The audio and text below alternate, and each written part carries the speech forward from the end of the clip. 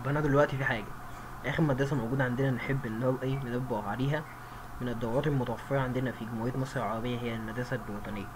تعتبر المدرسه البريطانيه من المدارس اللي هي بتتكلم فيها شويه عن الاداره، ما فيهاش ارقام اللي بتساعدني كمسؤول سلامه وصحه مهنيه ان انا اقدر احدد المخاطر الموجوده منها النيبوش بقى لها تطبيق جديد تكون دلوقتي من 2 مستوى.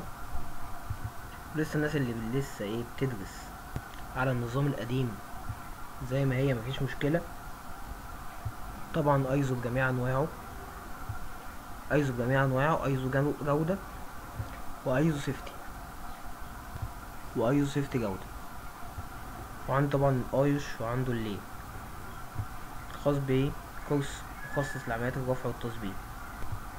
عندنا عمليات الرفع والتصبيب في فيديوهات برضه هنعرضها مع بعض بس على الفيسبوك.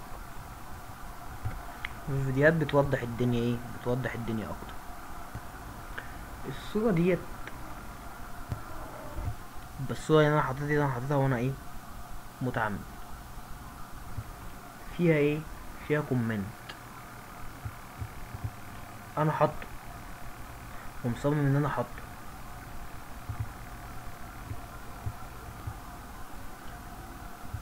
ان انا كمسؤول سلامة وصحة مهنية مطلوب مني ان انا اطلع استلم ونش. دلوقتي راح استلم ونش جاي يشتغل عندي فين؟ في الموقع. لازم عيني تكون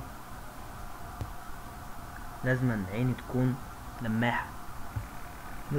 لماحة. ده اي حد سيفتي لازم يكون كده. تبدأ عينك تجيب الغلطة اللي قدامك. تمام. ان في هوك نازل من الونش وانا مصبن كرفان والوايرات بتاعته موجودة مكان الطرد ده. مع اي حركة بالهوك يمين او شمال هتلاقي الوايرات ديت هتبدأ تطلع بره الهوك، وتسبب لك مشكلة. هتسبب لي مشكلة. يبقى اول حاجة لازم نبص عليها ان الهوك ده ليه سقاطة امان. بس هنا في مشكلة تبدأ تقابلنا كلنا كناس سيفتي. بس هنا في مشكلة بتبدأ بتواجهنا. تمام.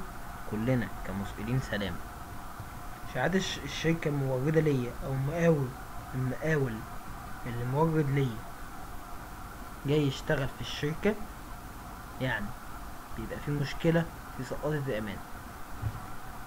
فيبقى في مشكلة في سقاطة الأمان أو في الونش ذات نفسه يبدأ يحلها بنفسه،